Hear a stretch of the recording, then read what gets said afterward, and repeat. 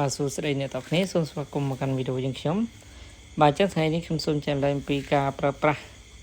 បាទសម្រាប់លោកគ្រូអ្នកគ្រូដែលចង់ស្រង់ព័ត៌មានហើយយើងប្រើប្រាស់ដោយទូរស័ព្ទដៃទេ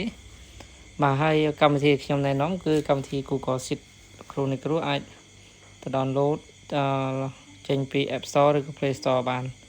វាយពាក្យថា Google Sheet បាទតែមានរូបដូចនេះពូខៀវនេះពូទឹកពេជ្រពូវិថងនេះបាទអញ្ចឹងចុចលើវាមកបាទអ្វីដែលយើងត្រូវធ្វើគឺយើងចុចសញ្ញាលេខបួកខាងក្រោមនេះ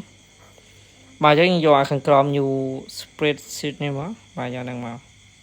ហើយកន្លែងនេះវាឲ្យយើងដាក់ចំណងជើងអញ្ចឹងខ្ញុំដាក់ថា test share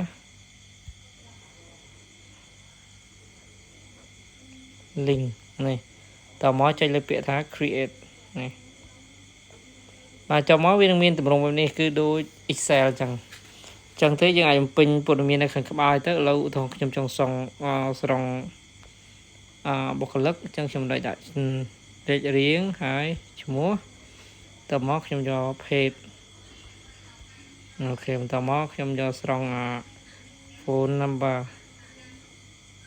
អូខេបាទអញ្ចឹងដើម្បីពរួមក្បាលវាយើងចុចលើអក្សរ A នេះបាទហើយមានសញ្ញាព្រួយ2នេះបាទយើងចុចអូសមកបាទយើងអាចពរួមបានហើយបាទចឹងទេអក្សរ B យើងពរិចចុចដូចគ្នាបាទនេះចឹងទេកន្លែងអក្សរ C នេះដូចគ្នានេះមកយើងព្រមមកបាទឧទាហរណ៍ថាយើងស្រង់បានប៉ុណ្្នឹងហើយចង់ឲ្យគេចូលពេញយើងចង់ផ្ញើនឹងជា link ឲ្យគេបាទអញ្ចឹងតគ្នាចុចលើទ្រាប3ខាងស្ដាំនេះបាទហើយចុចលើពាក្យថា share and export យកពាក្យថា share ខាងលើនេះបាទបន្តមកបើយើងចុចសរសេរបែបហ្នឹងគឺគេចូលពេញអត់បានទេបានត្រឹមតែចូលមើលចឹងកាលចូលមើលអត់បានផងហើយកន្លែងនេះវាចង់ឲ្យយើង add ឧទាហរណ៍បើយើង add នៅកន្លែងនេះយើងចង់ឲ្យតែបុគ្គលណាម្នាក់ចូលមើលឬក៏ចូលពេញគឺបានតែម្នាក់ហ្នឹងទេចឹងទេអ្វីដែលយើងត្រូវធ្វើយើងចុចកន្លែងសញ្ញាបូកនេះបើថាអ្នកទូទៅក៏អាចចូលពេញបានចុចកន្លែងរូបមនុស្សខាងក្រោមនេះមកចប់មកចុចលើសញ្ញានេះ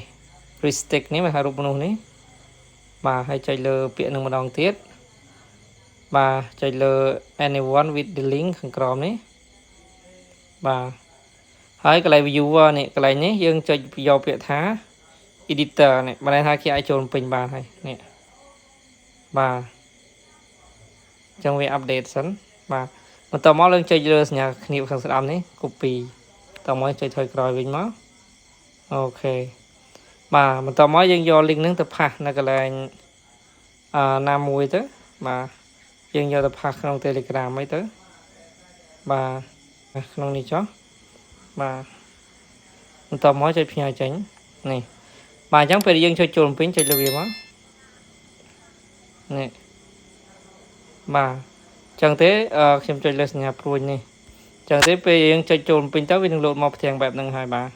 នេះអញ្ចឹងគេឲ្យបំពេញលេខ1មកឈ្មោះមកអូថយឈ្មោះខ្ញុំមកបាទនេះហើយ page យើងដាក់ M មកបាទលេខទូរស័ព្ទយើងដាក់មកតែប៉ុណ្្នឹងទៅជាការស្រេចអញ្ចឹងទេម្ចាស់ដែលកាន់ link ហ្នឹងគឺគាត់មាន ងាយស្រួលបាទហើយទី2មកវាអត់ពិបាកស្រង់ចេញពីបើយើងផ្ញើជា file Excel គឺស្រង់ចេញមួយហើយយកមកបូកសរុបអញ្ចឹងវាពិបាកតែបើយើងផ្ញើជា Google Sheet បែបនេះគឺរួចមកហើយយើង download យក file ហ្នឹងមកតែម្ដងបាទហើយវាអត់មានរត់ phone ទេបាទហើយយើងអាចដូរ phone ដូរអីបន្ថែមទៀតអញ្ចឹងអ្នកទាំងគ្នាអាចស្វែងយល់ហើយបើចង់បានពីរបៀបប្រើ Excel លម្អិតបាទអាច comment នៅខាងក្រោមបាទសូមអរគុណច្រើនសម្រាប់ការតាមដានទស្សនាសង្ឃឹមថាអ្នកទាំងគ្នានឹងទទួលបានចំណេះដឹងថ្មីពីការ share link មក Google Sheet នេះដើម្បីគេចូលពេញបាទសូមអរគុណច្រើនសូមគោរពលា